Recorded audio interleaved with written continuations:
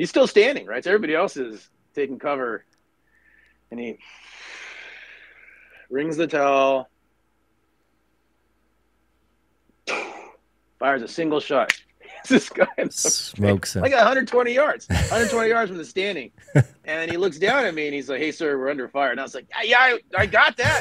It made me look like such a bitch, like I'm doing what I was supposed to do. Yeah, I'm not, Captain America and the Avengers. I can just stand here shooting people, under fire, under machine gun fire, all calm and collected. Take 3 seconds to take a shot, hit a guy in the face. That's not me. I know my limitations.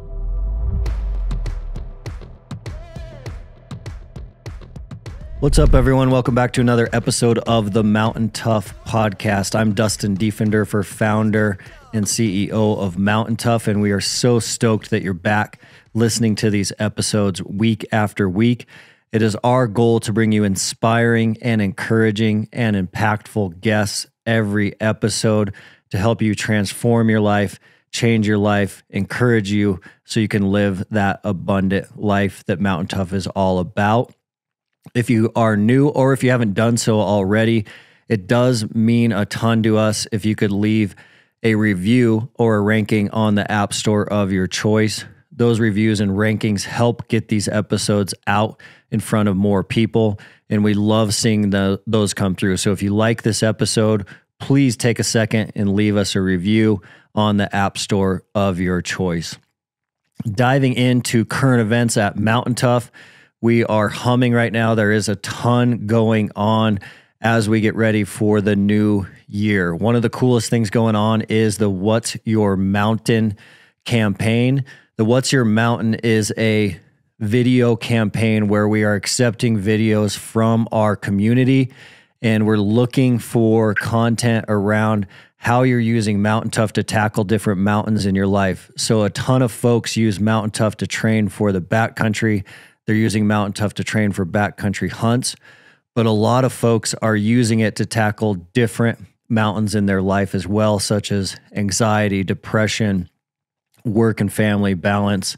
A lot of different mountains come up, and we know physical and mental fitness can help tackle those mountains. So if you send us your video content, we are reviewing that content, sharing that content, and we are going to pull a winner from those videos using hashtag What's Your MTN. And the winner gets an all-expense paid trip out to the Bozeman Lab for Tough Fest 2024. So that is an awesome thing going on right now. We can't wait to see who's going to win that and get them out to Tough Fest here with the Mountain Tough team in Bozeman. Also, we're getting ready for the new year. The new year's coming up fast. And every January, Mountain Tough always releases some new flagship programs. So we've been working on a lot of new flagship programs for 2024, and those are going to come out just in a couple days after this episode launches. So late December, right around Christmas, you're going to see the teaser for our new programs for 2024. So we've been working on these for years, sometimes multiple years, but what you're going to see launched now is going to be a brand new kettlebell program we're calling Kettlebell Diesel. So Diesel is a strength and speed program using a kettlebell. So you're going to pack on a ton of strength on that program, but that program is also going to make you a better and faster runner. So you're getting strength and speed at the same time. So it's the ultimate hybrid athlete functional fitness program only using a kettlebell. So it's minimal gear. You can do this one at home. You can do this one anywhere. It's a 4-week program, so keep your eye out for Diesel. If you did Kettlebell 20, that was one of our most popular programs ever. This is the next level, so this is a level up.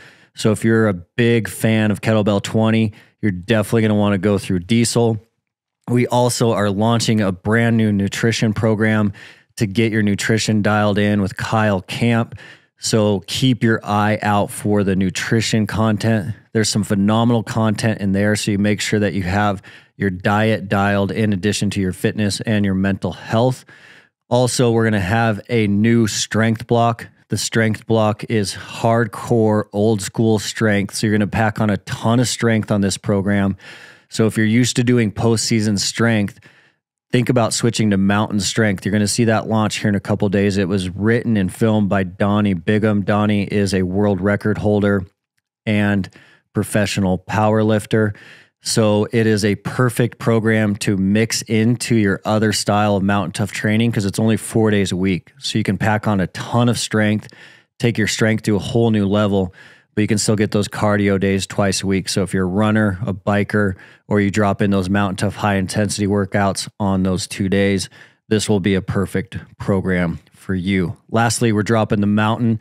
The Mountain is one of the hardest minimal gear programs we've ever put together. We tested it on the daily athletes and MGDs, and now we're opening it up to the public. The Mountain is hardcore, so it's an elite level minimal gear program. No running in that one, so you don't need a treadmill. You can literally do the Mountain anywhere in a 10 by 10 room.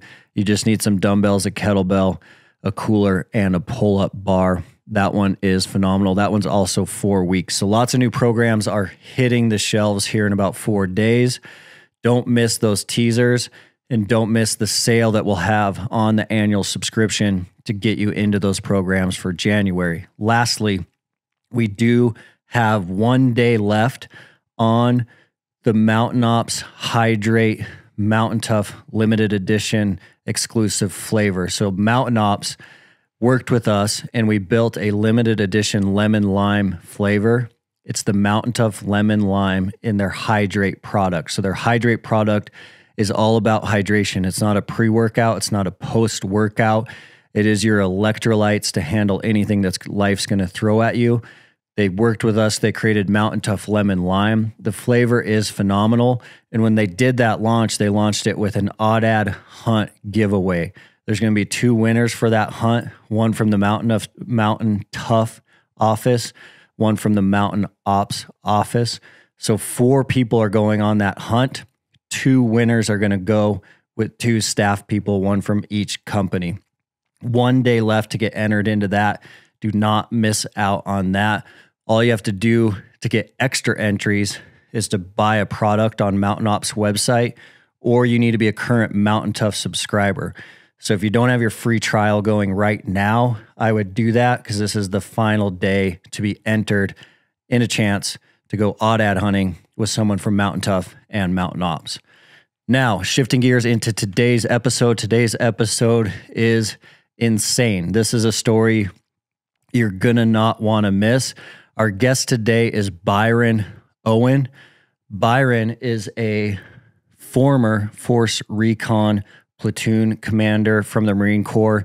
He has progressed in his career now, so he's in a different position now. But he walks us through his whole career and the mental toughness it took to get him through some difficult times, multiple injuries. He's been shot multiple times. But we spend a lot of time today on the Battle of Shewan. This was an insane story. The stuff they went through, the mental toughness they went through, the mindset of some of the young guys on his team this day is some of the most inspiring content I've ever heard. Some of the young Marines that did what they did. This is a story that is going to inspire everyone. This is a story you're going to want to share with your buddies. It is definitely one you're not going to want to miss. So stand by for my conversation with Byron Owen. So you're at the War College now, correct? So presently I'm a student at the National War College. It's kind of weird being a student at 43, but it's a good time learning strategy, delving into diplomacy, economic stuff that we don't normally get exposed to in the beginning of our careers. We start to transition from being kind of at the tactical level of war to working with the interagency, different aspects of government. It's been a good time. And where's that War College located So at? I live in Maryland, but I commute down to DC to Fort McNair, National Defense University. Okay. And how many years have you been active now? Boy, I'm at 21 years, man. Wow. It goes by fast. Crazy. Yeah. Yeah. Just like over, so I'm right down the street from the Naval Academy where I started. And I just look at these kids and I was like, man, that was me like yesterday and maybe a year ago. And it's just gone by quick. Well, let's shift gears back to where it it did kind of start. I know you've had a wild career and you've been through a lot of wild experiences, but where did you grow up at? So born and raised in San Diego, California. My dad, he was a Green Beret, and he's actually a musician, he's a professional guitarist. So he would take fault that I introduced him as a former Green Beret because he spent a couple years in the Army during Vietnam as a Green Beret, and then the rest of his career as a musician. He's a fantastic musician, playing guitar. Wild. And he's like, hey, we could go into music together. And that was his dream growing up. And I was more into the, special operations, Green Beret part of his life. So I didn't want to be my dad. And, big Marine Corps Navy town in San Diego. I wanted to enlist, join up right away. But my mom said that, enlisted people don't make a lot of money, at least from her perspective. Mm-hmm. It's not entirely inaccurate. And so she said, hey, I'm not signing your delayed entry paperwork so that you can enlist under 18 before you show me a rejection slip to the Naval Academy. I told her, I'll get you a rejection slip from the Naval Academy. I'll get you one from Harvard. I'll get you a rejection slip from you tell me the school. And I'll give it to you. And I didn't get in. And so I went to MEPS, is where they process you for enlistment. Mm-hmm. And it turns out I got picked up for the prep school. And I was like, nah, man, I'm good. I'll go enlist. And then the sergeant there, he's like, you're not familiar with the military, are you? You're going to go where the hell I tell you to go. So, facts. And so I went to the prep school in Rhode Island, did a year there, 4 years at the Naval Academy, and commissioned into the Marine Corps in 2003. Can you believe that? 20 years ago. Wild. And so you went in, you came out of the Naval Academy at a pretty hot time. A few years later is when really kind of things got wild in the Middle East. That's right. I mean, so it's crazy because I remember distinctly as a student at the academy, junior year, September 2001, they pulled us out of class because, the planes hit the Twin Towers. And I thought to myself, I was like, oh my God, there's a war. I'm going to miss it. Yeah. I mean, it's a terrible thing to think about now. But as a young man, I'm like, this is my career path. I want to do this stuff, support my nation. And then there's a war and I'm not going to get called to serve. It's kind of, young men thoughts. But then, as it turns out, the war in Afghanistan and Iraq kept going, and I was able to spend some time in both theaters. But that was very much on our minds. One of my classmates at IOC, infantry officers course, so I became an infantry officer. I remember he's from California as well. I think he's from Pasadena. And I remember saying, hey, man, we'll catch you after this deployment. We'll have a barbecue at my house. And then he died. He was dead 2 months later, man. First, J.P. Blacksmith, second lieutenant. He's the first Marine officer to die in the Battle of Fallujah. And so when your class is very real. I mean, your classmates at especially the infantry officers course, Naval Academy. I mean, he's my classmate at the academy as well. It was a very very serious time. I mean, you knew what you're getting into. And at that period, I did 4 back-to-back combat deployments. I mean, it was just 6 months on, or 7 and 6 off. It's just meat grinder. So busy, right, when you came out. Yeah, it was a very different time. I kept going back. I mean, I volunteered for whatever reason. Marines muscles required, intelligence not essential. That's what they say. That's what they tell me. And then I don't know. Kind of a hard thing to explain, I guess. But there's a call. It's just hard to be back when all your friends are over there. Yeah. And, they're fighting it out, and they're dying, and so there's a fraternal longing, to go in and to be in those conditions with them. It's really difficult to explain. I'm sure some psychologists could describe it. Yeah. You want to be with your brothers. Yeah. You feel like you're not doing your part. No matter how much you've done, you feel like someone that, you owe it to them to see it through until it's done. Didn't know it'd be 20 years until it was done, but nevertheless. So what was your rank when you were over there for those 4 deployments in a row? Yeah, so started off, I was a rifle platoon commander, second lieutenant, did a tour to Iraq, did another deployment. It's called CAT, not the construction company. It's a combined anti-armor team. It's a platoon of essentially armored Humvees, and you have missiles, rockets, and machine guns on top. And so the idea being, if the infantry, we call straight leg, because they're walking around, they get into a little bit of a situation. They can call you roll in, You have the 50 caliber machine gun's a very large machine gun, very, very heavy round, puts a lot of damage on, whatever you're aiming at. And then Mark 19 is an automatic machine gun. It's kind of like if we asked a 5-year-old boy to design a weapon, and he's like, well, I like grenades. I love machine guns. And so, and our powers combine, here's Captain Planet, but it's spitting out, 40 Mike's explosives at rapid fire. Insane. I'm not making this up. This is a real weapon. And, tow missiles and the whole bunch. And so you could really help a lot of folks out in a bad situation. So I was in Baghdad during the surge, during that deployment. I got wounded twice, medevaced out of theater. And then I had the opportunity to, go to the School of Infantry, do what we call B billet. So your A billet being your deploying, action arm kind of tour duties. And then I ended up volunteering to go to Force Recon. And so we had an organization, first Force Recon company. So first is usually West Coast, second, East Coast, third is overseas, Okinawa. I had screened before I got wounded. And so I'd done there's all these events you have to do, and I passed. And so I went through all my physical therapy, all my medical recovery. And they said, hey, you still want to come over, man? And I was actually on a med board for retirement.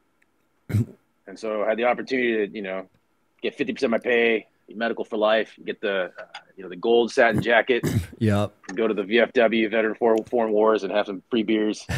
And I said I would rather not get that money and instead go back to I went to Afghanistan.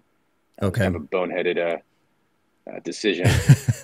And so they're like, well, if you're going to Afghanistan, you're obviously cleared. Yeah. And so I was a captain at the time, still a platoon commander. So platoon's like 30 people. So for an officer, that's usually your smallest formation that you command. Usually anything below that's enlisted. So squad of 12 is like a sergeant or a corporal. Team is a lance corporal, and that's like 3 or 4 people. And the way it normally worked at Recon or Force Recon, which is kind of the precursor of Marine Special Operations. I mean, it was the precursor of Marine Special Operations. Yep. They wanted you to get experience, prove yourself in kind of a similar platoon. And so, hey, you led 30 people, and now you're going to do it again. But you're a little bit older, more experienced. You have more experienced people who kind of more demanding of like leadership, expectations, standards, all that stuff. Yeah. Obviously, higher physical standards, and there's a really extensive pipeline that you have to pass through in order to get into that organization called the Basic Recon Course. We don't have fancy names like the other services. And this was like 2008. They're just dropping people like flies. They'll just keep putting pressure until people quit. And what you're trying to produce is a dynamic thinker who's never going to quit. And so, when you have your back to the wall and you're not going to quit, you're going to start looking for, hey, what do I have available? How can I solve whatever the problem is in front of me? And then literally not give up until you're dead. And if you're dead, you don't know it. So just keep doing something. And so it's kind of a unique, unique within the Marine Corps, special operations. I think they kind of breed this kind of individual, but kind of that creative problem solver, that's infused with toughness and a lot of grit, and very, very successful, not only in the military, I think in life in general. For sure. This kind of institution breeds that into you. And probably not the right word, but. And this was around 2008, 2007?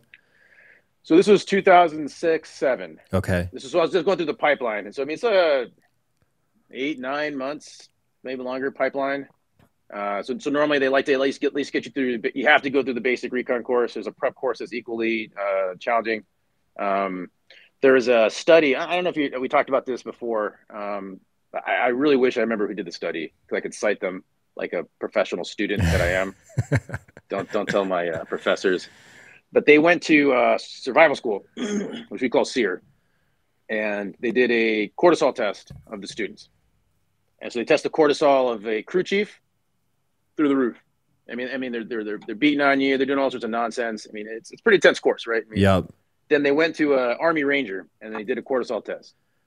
It was still elevated. I mean, it's not like a walk in the park for this guy, but he wasn't as bad as the crew chief. So then, the question is is the Ranger just tougher, or is there something else at play? And so then they're like, well, let's find a young kid going to Ranger school. So they tested some guys going to Ranger school, of course, all levels, through the roof. Then they take that same individual and they go to SEER school and they're like, hey, I think I'm onto something. I think that you can inoculate somebody against stress, against PTSD by exposing them over and over to different stressors, whether it's jumping out of an airplane, whether it's SEER school. And then you're like, I wasn't that bad. I survived that. Hey, like I'm afraid of heights, it's a weird thing for a guy who jumps out of airplanes. But, so you jump off the 10-meter tower at the dive take. Right? When you go into basic entry-level training, you're like, hey, wow, I did that. That was a thing that I was terrified of, and I did it. So what's the next challenge, right? Is it jumping out of an airplane? Man, I really don't want to do that. Or maybe it's a high rope training. I'm going to rappel. I'm going to fast rope. That's fascinating. Hey, I did. I survived. Yeah, you're just conquering those fears. And I think that's what the military tries to do, particularly with some of these special operations programs. Hey, I'm handling explosives. Whatever it is. And so it just takes time to do that. And so you look at a lot of these pipelines, 6 months to 2 years long to generate the kind of human product that they want to send on the battlefield, be successful. These are small teams. And what was your mindset going into that pipeline? Were you going in feeling confident? Were you struggling? Was it tough for you? How'd you get through? So I think I went in for all the wrong reasons, right? Because so you're attracted to this because you don't know it's cool. I don't know if you got the, I don't know if you can see that. Yep. That's you get badges, right? And so you get the dive badge and then the jump wings. That's cool looking. Recon Marines wear black PT gear. They're also supposed to be, cool. The only Marines who get to have black on black PT gear. MARSOC does the same thing now. That's cool, right? The rest of the Marines wear green. I get to wear black. I'm cool. So I think, as a young man, that's what I'm looking at when I'm at the Naval Academy. Everyone wants to be special. Yeah. Everybody wants to be cool. But I'll tell you that's not going to get you through. So that's going to get you to the door, but you got to find another reason to be there. And I think that there's a lot of self-discovery. I think there was an aspect of, hey, I'm not going to quit. And that's everybody. They're like, this is going to be a, walk through the park. And then you get in it. And then you start to see what you're really about. And so for me, that was the most valuable part of the experience was proving something to myself that I didn't even know that I needed to prove, and less to the institution, and certainly to your teammates. I mean, that's a big aspect. You got to make sure that you're not going to let them down. And that was a very powerful driver. You don't want to slow them up because if you're not going to, if you can't carry that weight inside your ruck, it's going to somebody else's. Yeah, it's going to make you feel like trash. Was it trash? It's just quit. Just leave. Drop your dead weight if you're not going to carry the load for everybody else. And there's going to be a time where you're going to be called upon because we all get weak at some point. Yeah. Everyone has their bad day. Maybe you sprained something or you had a cramp and hey, let me take some weight off your back. But it's not a one-way street. We're going to rely on each other. And you form these tight friendships. It's very hard to describe these bonds with these individuals. I mean, I went through a basic recon course. A lot of the Marines ended up in my platoon. Wow. And you're all equally trash. Yeah. You're equally nobody. Just because you're an officer or you're a sergeant, nobody cares. What was the hardest moment for you in the pipeline? Gosh. So I actually sprained I actually had a avulsion fracture in my ankle third of the way in. So it was all the finning. And so we do a lot of aquatic events. It's amphibious reconnaissance. And so you have to do swimming. So we're down at Coronado at the Naval Special Warfare Facility. And the finning with just all the stress on my ankle with that avulsion fracture. I mean, I was like fighting back tears. Brutal. But yeah, it's the last phase of the training. And so as an officer, there's no guarantee you get rolled back. You get to continue. A lot of officers are like, hey, man, you don't have the time. You got to go. Hey, appreciate you being here. This isn't for you. And so I would just wrap it every morning. And I was like, man, I just hope I get to tonight. And that was difficult. I bet. That was real tough. Yeah, that sounds brutal. But not good for your body long term. So, 20 years later, however many, 14, I was like, maybe I shouldn't have done that. Right? Better ankle mobility. Or less. I don't have more or less than I should. Right? It's not the right amount. Paying for it now. Yeah, paying for it in a lot of things, as is with life. But it was a good experience. I'm really glad I had the opportunity to go. So you get out and you hit the ground running in Afghanistan? Yeah, so that's what's funny. And so when I left BRC, I had one of the last 2 Force Recon platoons in the Marine Corps. And so this was right at the time of the MARSOC transition. And so what I mean by that, and I'm sorry, I kind of skipped ahead. The Marine Corps, actually, the Secretary of Defense said, "Hey, Marine Corps, you're going into SOCOM, and you're going to establish 3 battalions eventually. At the time, 2 of Marine Special Operators. And you're essentially going to convert your force recon companies into these special operations battalions." And so we sacrificed force recon in order to build MARSOC. And we had 2 platoons that were kind of in the wind, right? And so mine was on float. I was at BRC. And then General Mattis, I remember everyone knows Mattis. Yeah. He did not agree with the plan. And so he kind of did a shell game with these 2 platoons from First Force, and he stashed us over a First Recon Battalion. And he stood up like the Deep Recon Company, I think Delta Company is what they called it.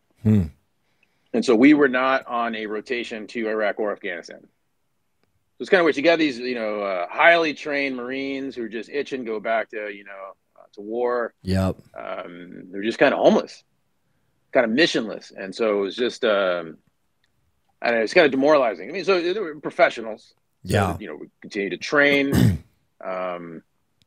But it's easier when you got a goal in sight. Like I'm going to go do this thing, whether it's I'm going to go on the ship, I'm going to go to this exercise. I mean, it was cool. We went to Norway. We were hiking around in sub 40-degree temperatures for a while, doing some exercise with the Norwegian SOF. But we're going to go to Malaysia. It was I would call it JSET training you do with the host nation special operations forces. And I'll never forget this. It was like 1 a.m, and I get a call, and I'm groggy. I'm like, "Hey, who's this?" And like, "Hey, it's Colonel Smith from the MEF. The MEF is a 3-star command, so I'm here. I'm below the screen. You can't even see me, little captain. This guy is a colonel who works for the general, who's again off the screen but above it. So he's the highest ranking general on the West Coast. Wild. And he says, 'Hey, Byron, they just activated the ACF, which is the Air Contingency Force. It's kind of like the 911, break glass. No one ever does it. You're deploying to Afghanistan on Friday. This is a Monday.' Jeez. And so this sound unprofessional. I was like, "Man, quit fucking around." Sorry, am I allowed to curse? I shouldn't curse. You can take the care of that and post it. And I was like, I thought it was my buddy. I thought it was the other platoon commander. I was like, "Hey, Ian, it's 1 a.m, man. Quit messing around." And this guy's like, "Are you drunk? Hey, this is Colonel Smith. This is the Chief of Staff of IMF. You better get your ass into gear. Be ready to report to the CGF at 05. And I was like, "Oh no, that was a mistake. Yes, sir. I'm like at attention at home." That makes sense. That's like, insane. I thought you were my buddy. I'm not drunk. I'm dead sober. I was just asleep. Right. And 1 a.m. 5 a.m, there I am with the CG, and he's like, "We just lost 7 Marines in the last 96 hours. 7 Marines, 1 battalion in Afghanistan." He's like, I got planes coming on Wednesday. This is the next day. Because I check in Tuesday. This meeting. He's like, "Tomorrow, quad cons are going to get loaded out. They're going to go on planes, and they're going to go to Afghanistan. Friday, you're going to Afghanistan." And he's like, "You're going to make them pay for what they did to my boys." And I was like, "Hey, roger that, sir." And then I'll never forget this. Nothing to do with toughness, but I thought it was cool. He's just like, "I want to have breakfast with these Marines before they go to war, because I know what I'm sending them into." That's awesome. The S4, that's the guy who handles logistics. He's just like, "Yeah, sure. We can go to the chow hall," which is like the dining facility for us. Calling it a dining facility is churching up what it is. And he's like, "No, we're going to do it here in this room where they brief me, where warriors meet." And the S4 is just like, "Yeah, I don't know if we could do that, sir." He looks at him, just like, "You better goddamn find a way to do it, Bob, or I'll find someone who can." And I was like, "Holy shit, this guy's serious." That's badass. And he's like, Blonder, my platoon sergeant, he's just like, "What do you like for breakfast?" He's like, "Steak and eggs, sir." And the guy's like, "Steak and eggs, Bob. Steak and eggs." And so I don't know if this guy went to the Old Country Buffet or what, or you had steak and eggs the next day. That is legendary. Like the dining facility, yeah. Legend. I was like, "Screw that guy, man." Like, I'm a captain. You don't say no to that guy. You're a colonel. Like, yeah. I'm paying attention. Legendary. Yeah, gain some perspective. So did you get steak and eggs? Yeah, we still got our steak and eggs. Yeah, I don't think they came from the chow hall, but probably had a Bob's kitchen. Wife's cooking away. Yeah. But yeah, man. So Friday we're on planes, and then Saturday we do it's called RSO&I. It doesn't matter, but it's where you kind of process, get your ammunition, you get your loadout. Yep. And a couple days after that, we're in gunfights. I mean, I've never seen anything like it. Right away. Just right away. terrible conditions. So this battalion is just spread across Afghanistan. And so everywhere, maybe like 2 years later, or we'd have a full battalion, which is, 800 Marines, maybe 1,000. He had like 30 dudes. Hmm. And so when I say 30, you really have about 15 to 20 because you got to sleep, you got to stay on guard duty. And so these poor kids are going out one squad at a time and just going up against horrific conditions, heavily outnumbered. And doing a great job. Yeah. I had a buddy of mine in Gulistan told me he had to take the machine guns, that's taking the machine gun down, off of his Humvees because they couldn't depress them because the Taliban were getting so close to their vehicles. So they had to take them off so they could get the shots off. Wow. They're so close. So when you have reports of like grenades, run out of grenades, you're like, this is like Vietnam, man. Just terrible. Just hot and heavy. Yeah. Were you in the mountains? Were you going up into the mountains each day? So yes and no. And so Afghanistan is a very geographically diverse, and so the northern part of Helmand is mountainous, and so you get towards the south, just flat desert. We call it like moon dust. It's really fine, like particle dust that just kind of gets in everywhere. And then you get towards the rivers, it gets very green, and so you even have trees. It's just kind of wild for me. The idea is that we would go to what they call high value individuals, HVIs, and the battalion commander would send us out to whatever area needed some extra attention, and then we would try to locate that person using whatever means necessary, and then take care of the problem. And backing up for 1 second, at this point now, you've already been injured twice in combat and are past that. Yeah, I wouldn't say pass it, but seasoned. Yep. And then you're about to walk into a massive battle, correct? Yeah, that's right. And so I was actually in our headquarters, and I forget what I was doing. Whatever.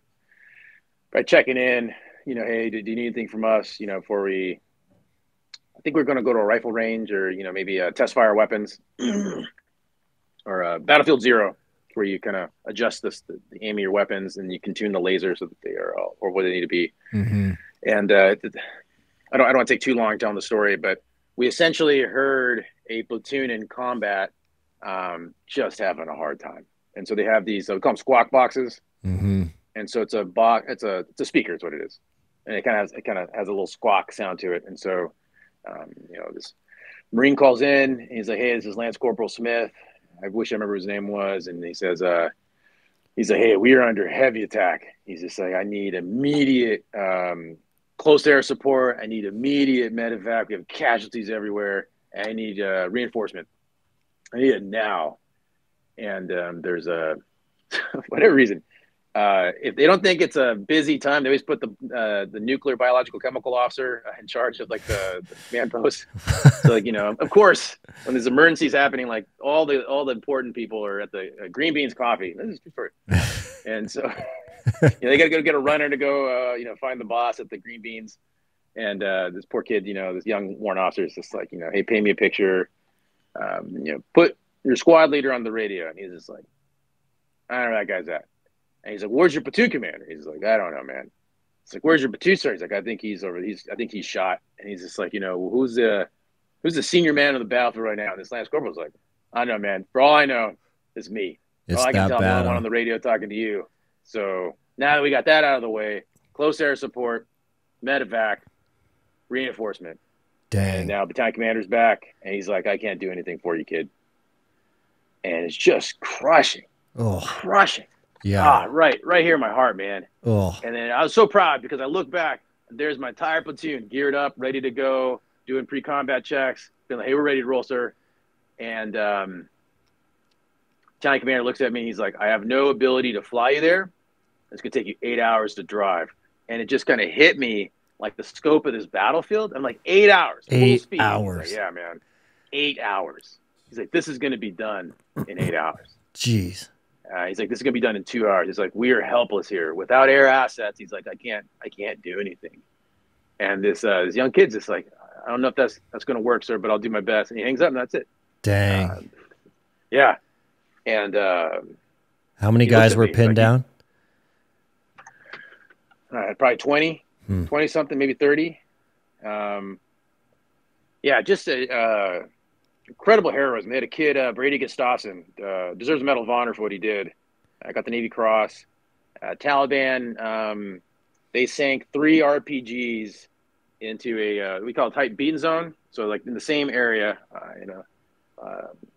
that penetrated. We have called it MRAP. It's a large armored vehicle, and so the repeated blows from the RPGs created a hole in the side of the armor, so that the next one could come in, hits him in the leg, detonates, amputates his leg. I mean, he's obviously dying, and femoral bleeds. It bleeds very quickly, and you know what he does? He cranks because the turret rotates on a crank. Rotates his turret, and these Taliban are surging towards him, and he dumps 4 cans of 50 cal into this formation. Just Holy obliterates smokes. these guys. Yeah, As his I legs. didn't say he put a tourniquet on. I didn't say that. Yeah.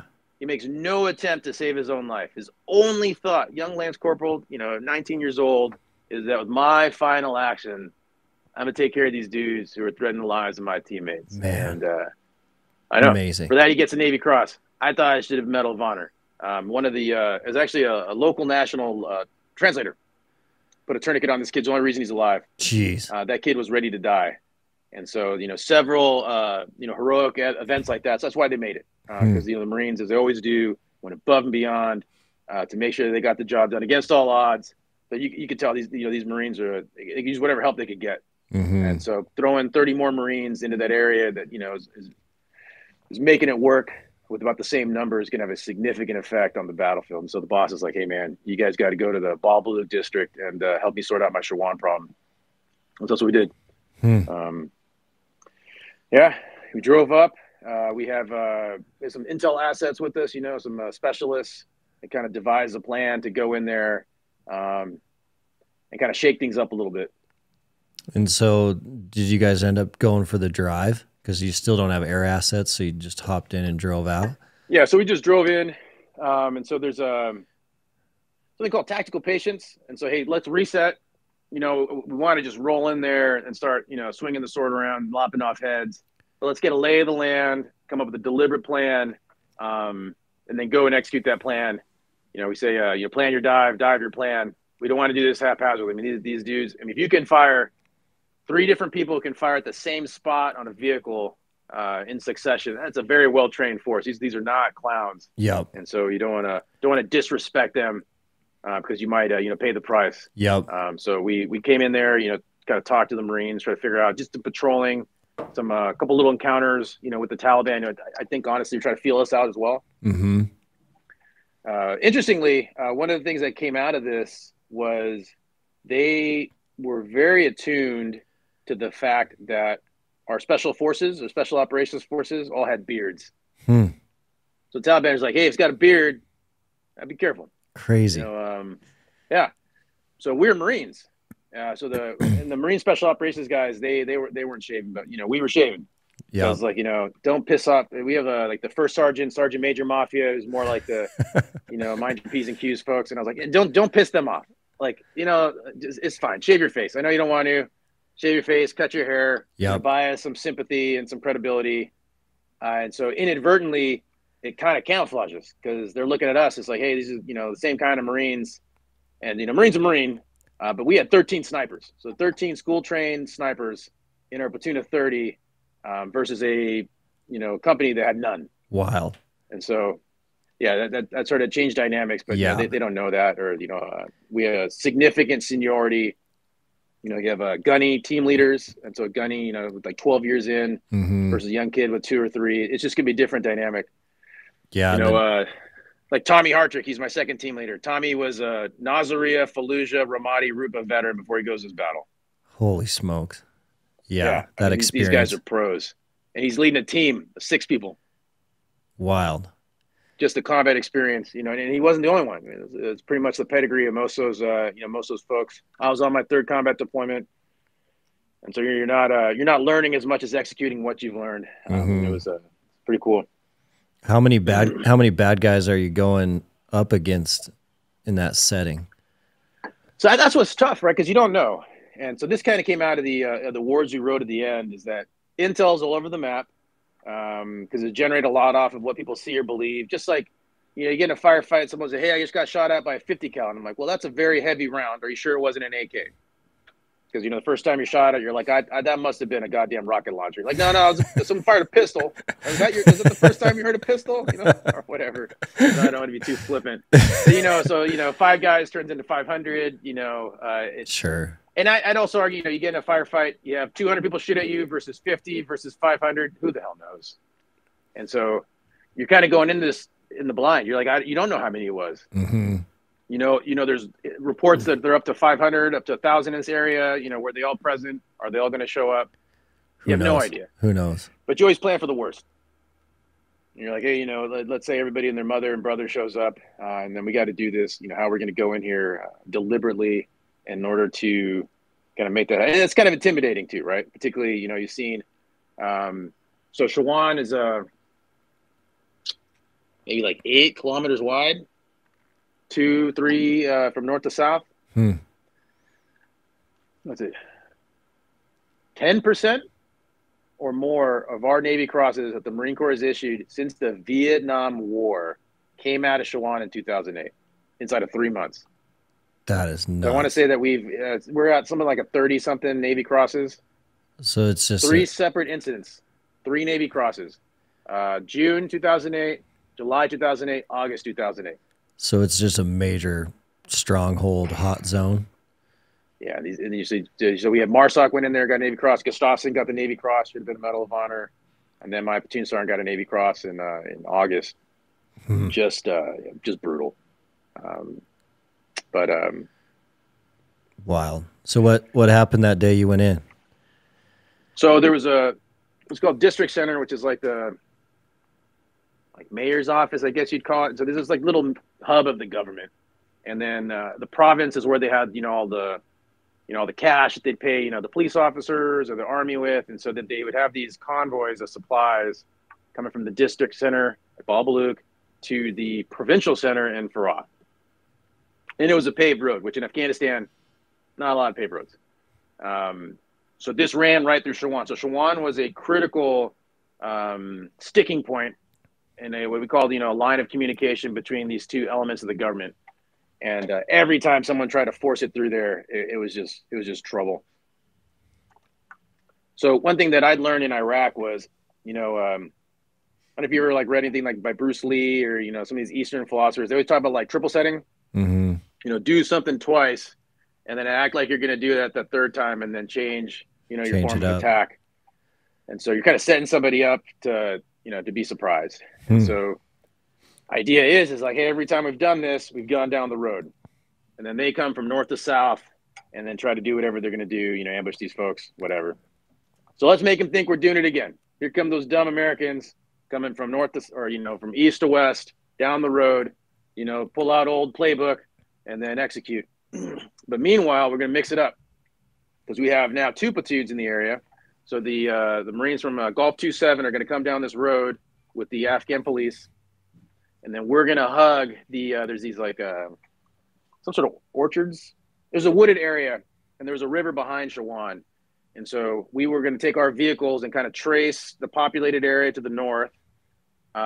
Everybody out of the vehicles minus the driver and the guy in the machine gun. And then the Marines are going to be on foot moving through the woods. So this is a new tactic that they wouldn't have seen. And then we would move in a echelon wedge. And so the idea is that if they come and hit one element, you're already rolling up the side and you're starting to change things up. And then we say this causes a lot of momentum. Yep. And so you start to build that momentum, you start to steamroll. And so, whether this is sports or combat, it's all the same stuff. It's human psychology. Mm-hmm. You start to feel like you're off foot, you're off balance, and then you can continue to push and push and push until, you secure whatever objective that you need to do. Whether it's a first down, in our case, something different. To win.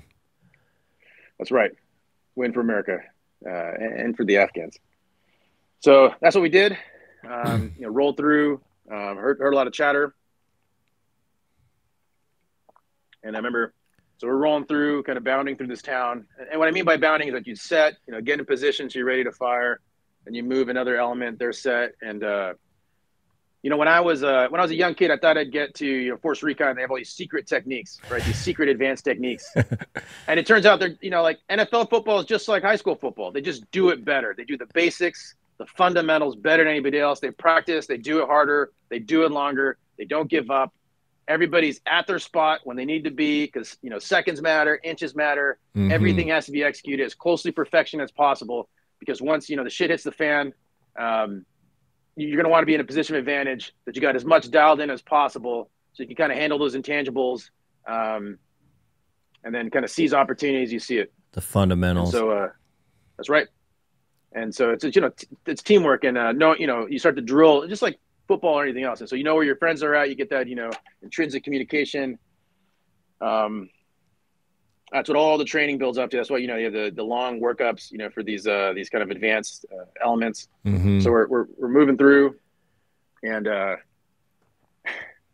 I was my baggage. Everyone's got baggage. My baggage is, I was a Cat platoon commander, so vehicles, and I can't tell you how many times I saw a Marine almost get shot in the face by a 50 cal because they run out of a building, and they haven't let anybody know that, hey, I'm moving, and then the gunner sees movement, twirls their gun around, and almost sends a burst down range, or lets a burst go down range and almost hits his kid. Oh. Yeah, can you imagine shooting one of your buddies in the face? And so I was real tight. I was like, hey, people in that building, moving across, hold, move across, and just really, really, really tight with the discipline. So my platoon sergeant, he's looking at me, hey, we're clear to move. And this is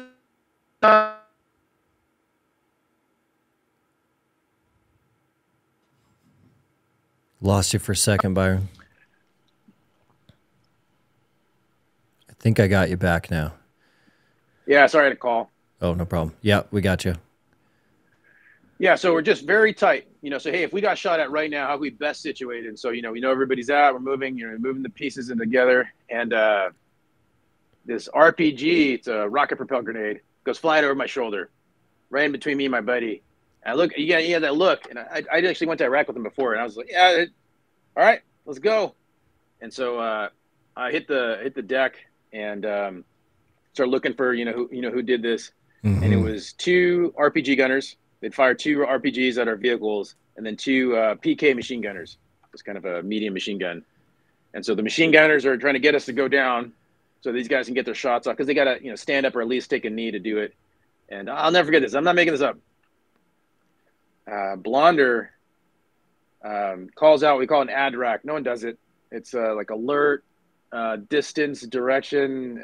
They teach it to you at the School of Infantry. Mm-hmm. We go 3Ds: distance, description, direction. Hey, there's an enemy guy at 12 o'clock from Byron at 200 yards. You're like, that's all the information I need. There he is, right? Yep. He does the whole doctrinal. That's how he was by the books.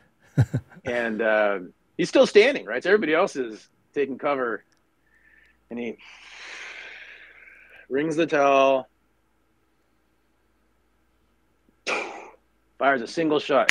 This guy smokes him like 120 yards from the standing, and he looks down at me and he's like, hey sir, we're under fire. And I was like, yeah, I got that. It's like, making me look like such a bitch, like I'm doing what I was supposed to do. Yeah, I'm not Captain America and the Avengers. I can just stand here shooting people under fire, under machine gun fire, all calm and collected. Take 3 seconds to take a shot, hit a guy in the face. That's not me. I know my limitations. Crazy. But apparently that's you. Yeah. And so dash 2, the second guy is like,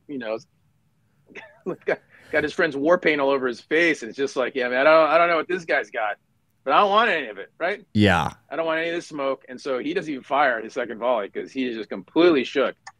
And so you could feel the change on the battlefield, because that was not what they expected. Mm-hmm. And I mean, this guy's not even on the ground. He takes a knee and he's directing movement. And then guess what? That other element rolls these dudes up, ends up, it was like 6-8 guys, and they're completely surprised. Just completely rolls these dudes over, and they're gone. They're done. Amazing. And now in Iraq, that would have been it. And then we're like, well, that wasn't that bad. I guess we're done here. But you're still going to go through and methodically go through this village, the same way that we planned, tightly executed, as if, there's further contact to happen, which, is what went to happen. So it turns out this was a delaying action. So we had this Taliban leadership in the town, different tribes, different groups who were meeting. It turns out 20 of them, and they were not prepared for a fight. So they're like, "Hey, we got these clowns coming in from a direction that we didn't know. So we got to do some adjustments. So send out Mohammed or Ahmed, whoever is going to go out there with his squad of dudes, and then delay these clowns. So just engage, slow them down, buy us time to set our ambushes up." Man, I mean, it's a pretty good tactic. Yeah, pretty good idea. Yep. And so it just happened faster than they had anticipated. So we keep moving to the west, and there was a like a berm. So these are like farmer fields and then irrigation canals, all over the place. And so the berm was high enough that we couldn't drive over it. It's because of its height and steepness, because it would we call high center the vehicle. Yep. And so it's like, hey, the vehicle's got to leave. The vehicle's got to go south, however many 100 yards, maybe 120 yards to get around this berm, and they're going to get back. Hey, roger that. So we'll hold in place. You move, because we don't want to go over the berm on foot without the cover of those machine guns, right? So the Marines are walking, take a knee, and then I don't know if it was Blonder or Hartrick. They saw a kid moving, so Ahmed's late to the party. It's like, "Oh, I'm sorry, I had the daycare and dropped my kid off," and so he's not in the trench. He's not ready. Oh my gosh! The freaking a minute late and $1 short, and so Hartrick's like, "Bye, asshole!" Freaking smokes that dude. Crazy. He goes out, and he's like, he had a throat mic that we told him he wasn't allowed to have, but he would keep using it, and so it would activate off vibration. So every time he talked, it would activate, and so every thought that would come out of his head. He's actually from Montana. I had to hear it, and I was like, I don't want to hear all your dumb thoughts that you verbalize for some reason, because we're doing other things that all 30 of us need to hear about, right? You would just activate like it. South Park musings. That I'm like, oh, shut up. Like, this is inside thoughts. Because normally you can key the handset. So if you say something stupid, you just say it to yourself, maybe to your buddy, and then not everybody hears it. But you're getting all of it. He made some sort of snarky remark, and then they hit him.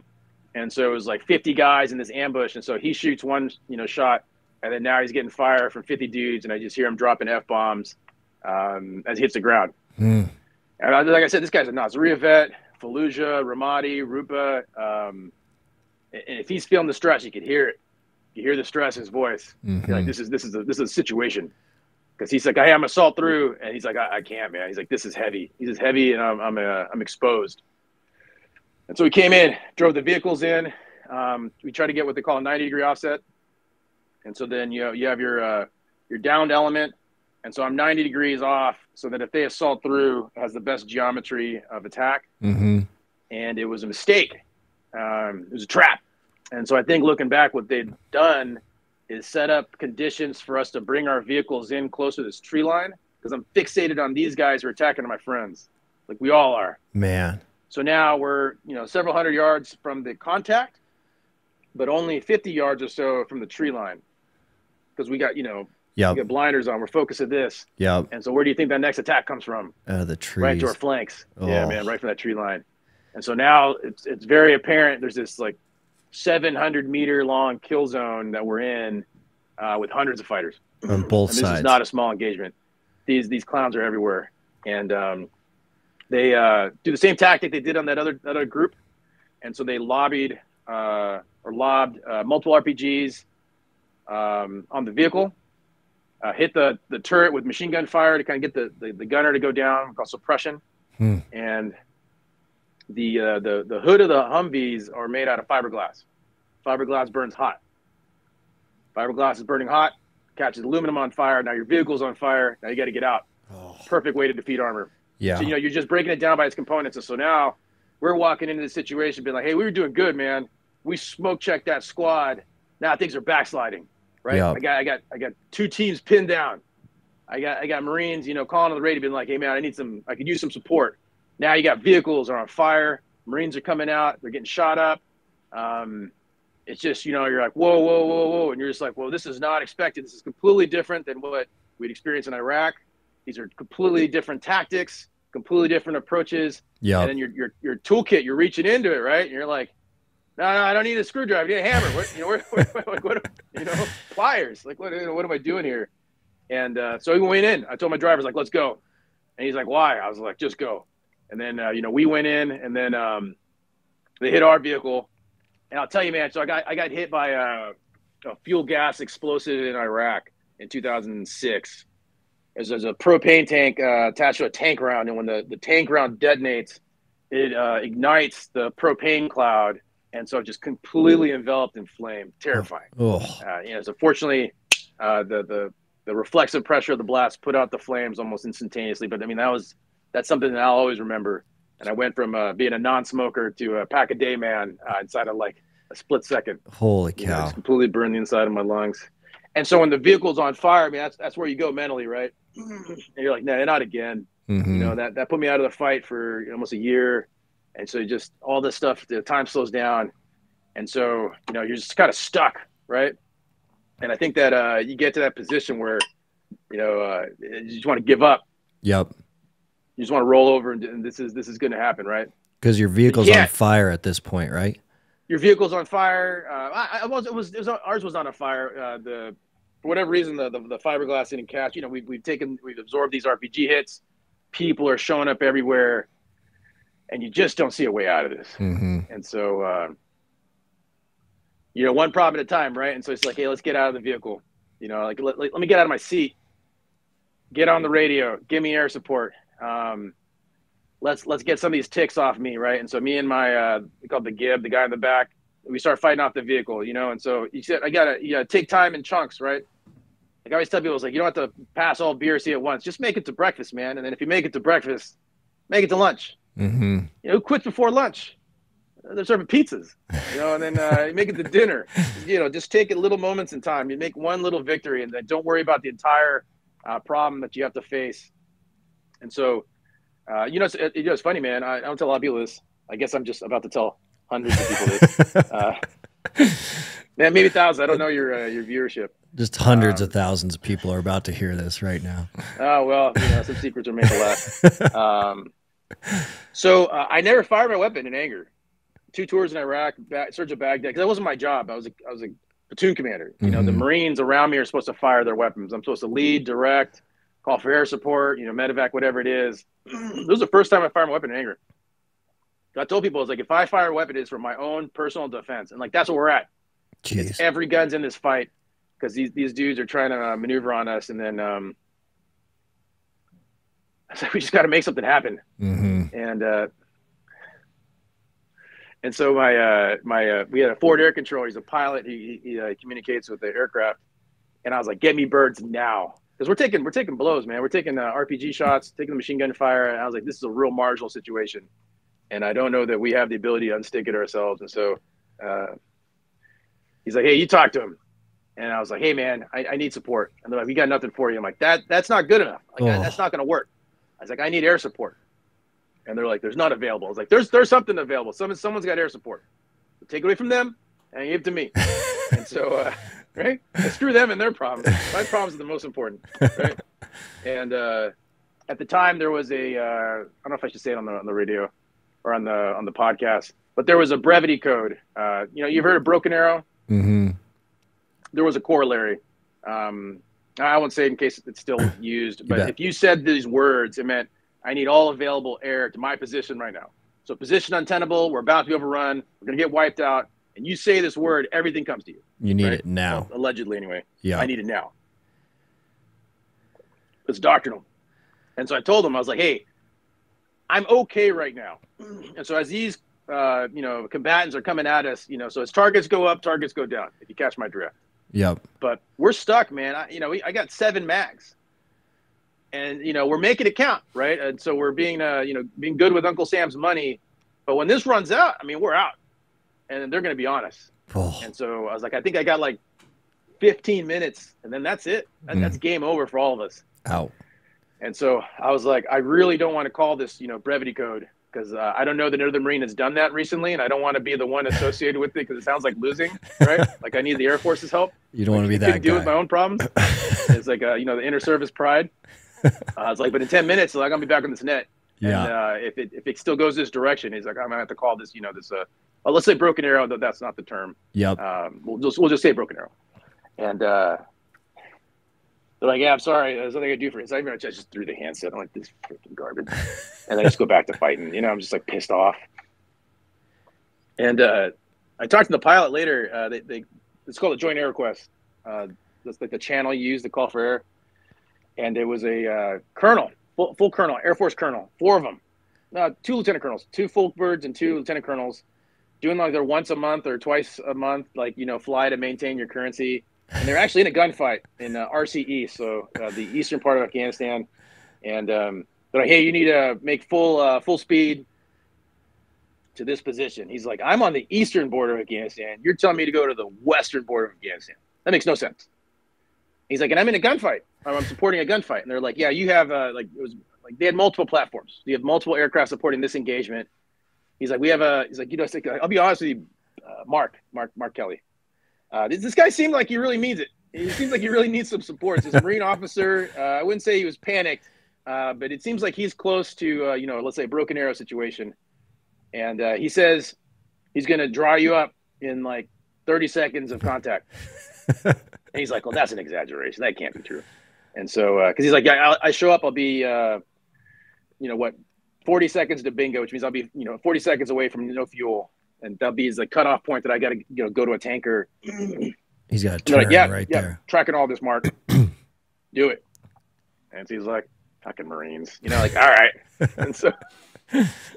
And so I'm over here just like, you're like, man, you're just doing what you can. You're just trying to, you know, target up, target down.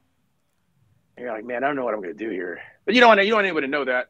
As you're just trying to hold on. We're just like, you know, if I can't advance the ball, at least we're not going to backslide. We're just going to hold what we have, and then just, you know, pray that there's a, you know, a Deus Ex Machina, you know, miracle that happens. And then Tufel, he's our forward air control. He's like, hey, we got air. I was like, oh no shit, I'd written them out of this. And so I get on the net, and you know, he's like, hey, what's going on, man? And I was like, yeah, you know, out for a stroll, having a lovely day, you know, the 30 of my best friends, you know. I'm like, hey, man, you know, you do the check-in, they tell you how many bombs they have and everything. And I was like, let's talk. What do you see up there? And he said, to be honest with you, it looks like a Snickers bar covered with ants.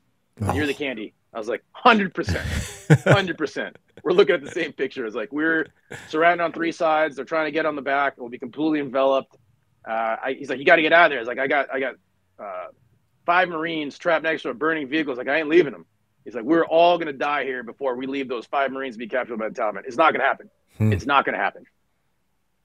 And he's like, all right, where do you want me to strike? You know, and I tell him, and he's just like, that's like 50 yards, man. And I was just like, yeah, so I went to the Naval Academy, right? I know I look like a mouth breather. You know, like I'm trying to shave in the morning and I got to wipe the mirror.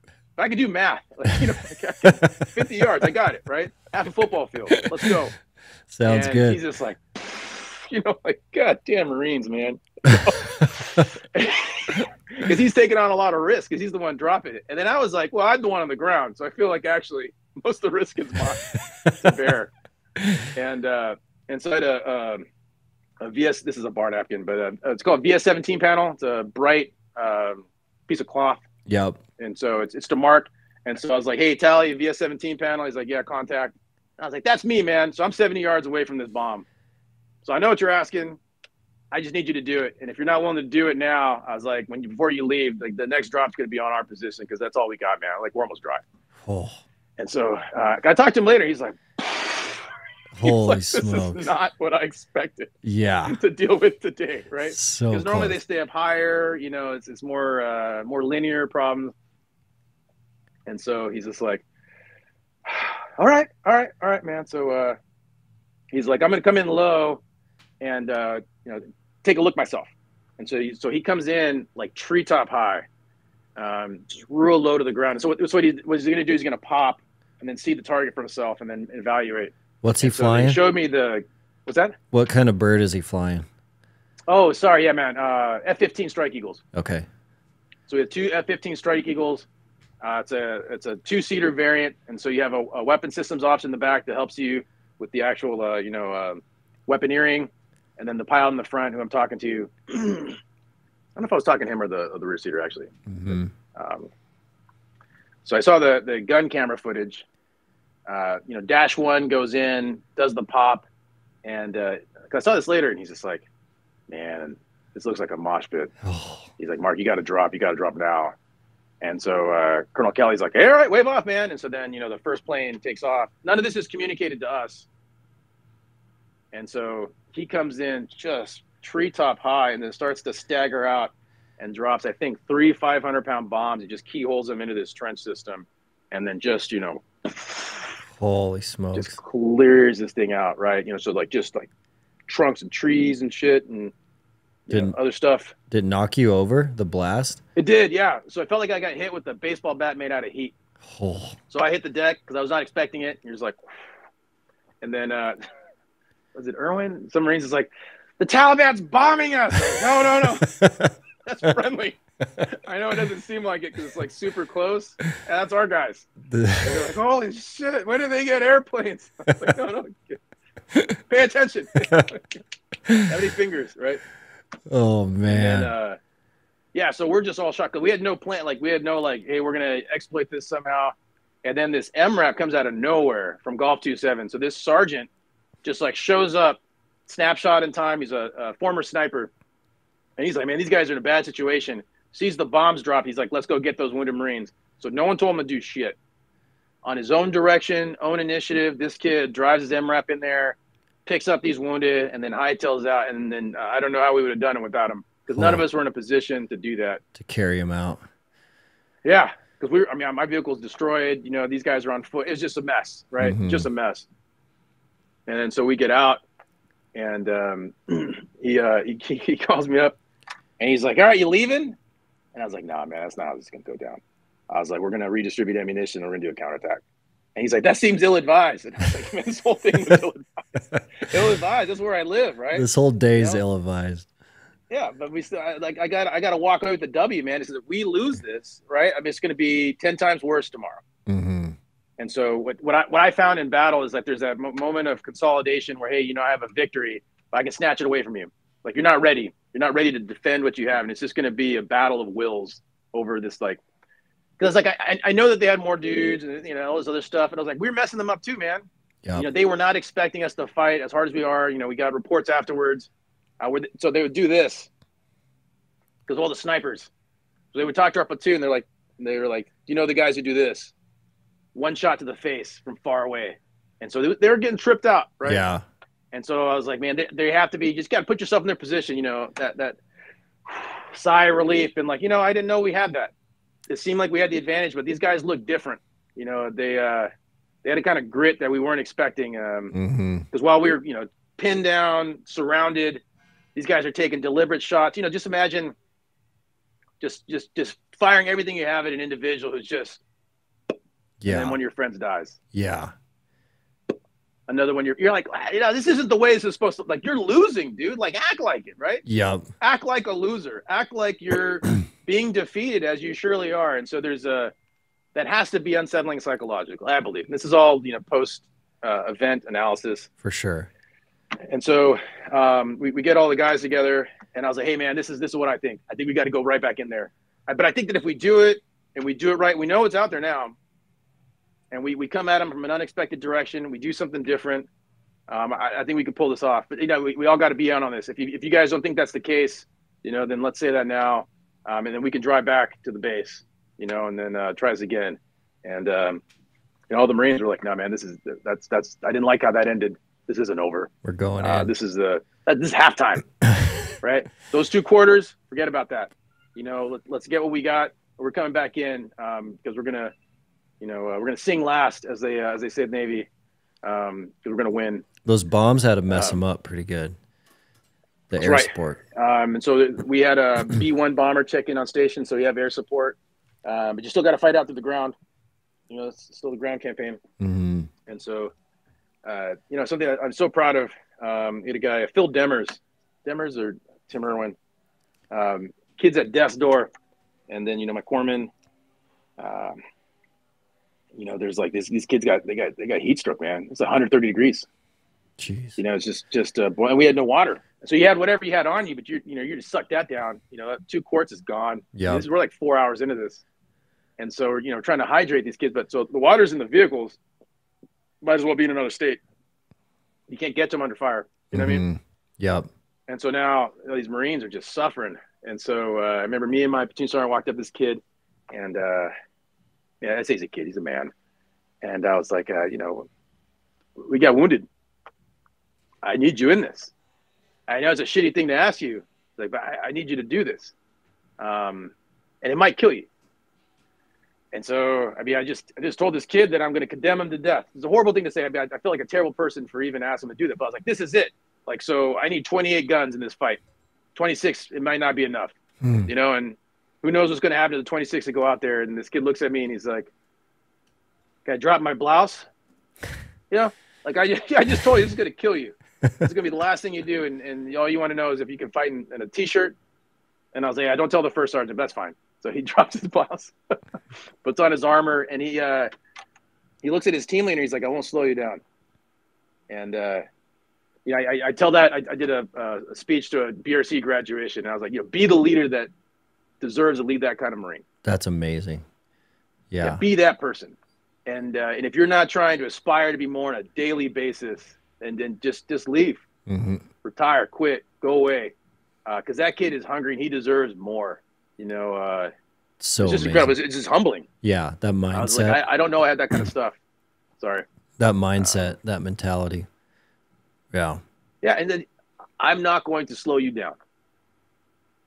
I mean, that kid's working on will alone. Yeah. You know? That's amazing. His body's quit. His body's done. It's just here. He's just gonna will himself. And he lived. You know, he pushed 2 IVs. That kid survived. Crazy. And I think that, if you did a medical analysis, they'd be like, that kid's, episode 2 of The Walking Dead. Right? He died and didn't know it. He just kept on moving. So that will's amazing. Yeah, man. Yeah, the body's amazing, right? And so the mental, physical divide is incredible. So we came up with a plan, and so the idea, I mean, it sounded good at the time. We studied a lot of Russian tactics, and so the Russians had spent a lot of time in Afghanistan, very armor heavy, very mech heavy. And so our plan was, hey, let's take the vehicles and attack the western portion of this trench. Yep. And meanwhile, they still got you? Yep, we're good. And so we're going to take the vehicles and attack the western portion of this trench. Meanwhile, we're going to have the rest of the platoon, what we call dismounted, so on foot, move we call it using mask. And so behind terrain features or, so they can't be seen. And so, like the undulations of the ground or idea being is maintain surprise. And then they're going to assault the eastern portion of the trench. And so we're going to drop however many bombs in the west. And so we call it a feint. So I'm going to make you think that I'm attacking the west. And so you can see all these vehicles. You're like, hey, all these assholes are in these vehicles. I'm going to pin them down, and I'm going to basically reinforce this point because this is where they're going to assault. Decoy. Meanwhile, what you're doing is uncovering the portion that I'm really going to assault just to the east. And that gives us the advantage because our hypothesis at the time is if we get into that trench, that we own it.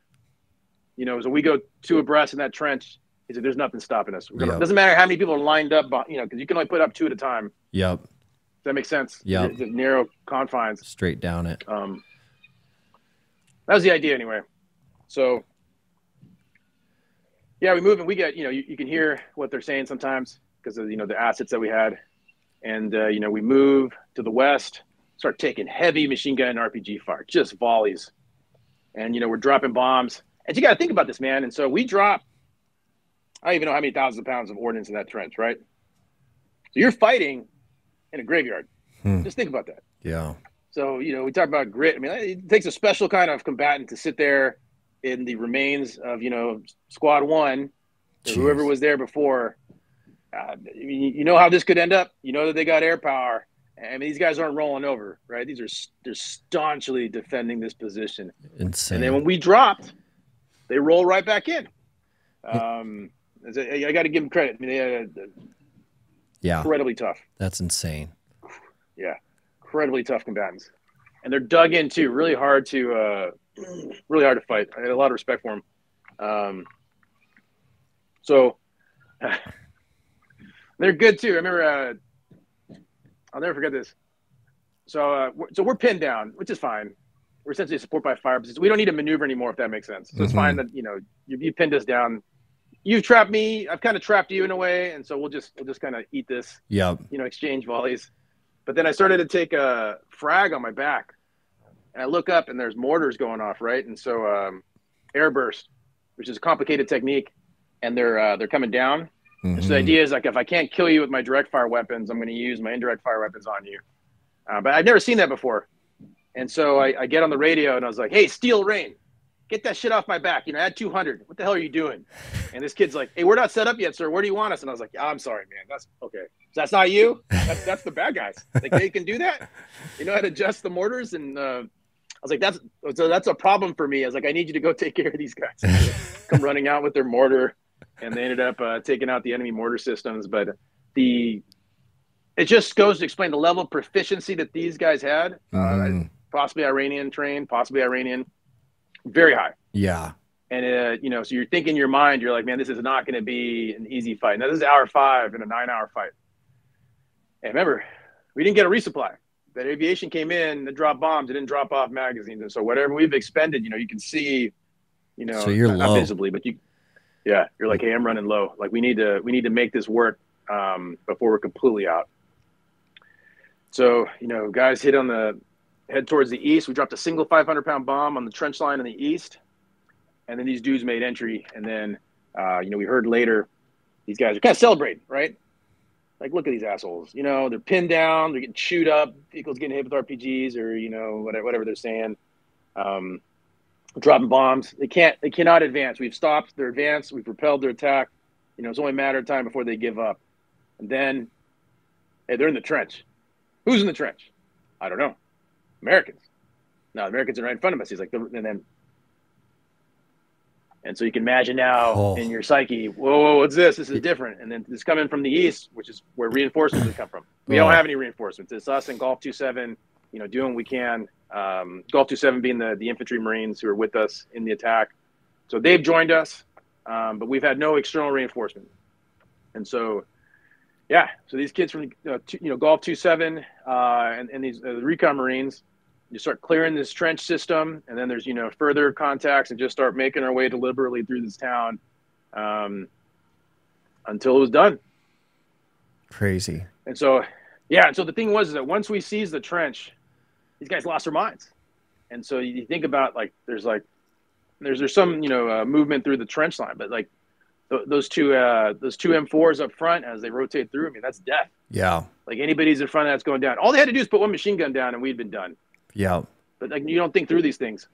And so they, you know, they cleared out this trench system. So people started to jump out, kind of like being on fire. You just want to get away from the heat. But, you know, there's machine guns outside. So once they're outside the trench, that's not a good situation to be in. And then, you know, all the snipers, so all the drivers are snipers. So they're set up. They're waiting. And it's a turkey shoot. And then, yeah, I mean, it took several hours. Yeah, we cleared the town. Jeez. And, yeah, we got the call. Like, they're like, hey, man, so we killed the leadership or wounded. They're like, yeah, the leaders are done. And they started to fragment, right? They had no ability to command and control the troops, you know, because you don't work for me. I'm a Alazai or Nurzai or, you know, whatever the hell. And they're like, hey, man, this is not going well. What a day. And they pulled out. Man. Yeah. And so, like, we're down to like 2 mags apiece, man.